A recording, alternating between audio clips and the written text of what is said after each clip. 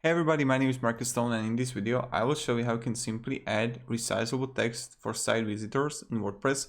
So what you want to do is just be in WordPress and then just click plugins and add a new plugin.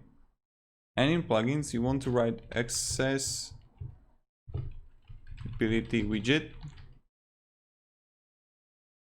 And right now you can see it here. Let's install now.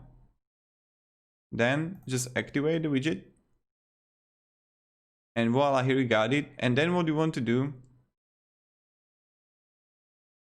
appearance, widgets. And now what you want to do,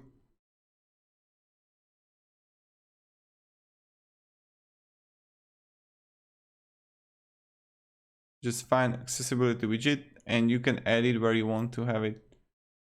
Pretty simple, pretty easy. And you can change the sizes.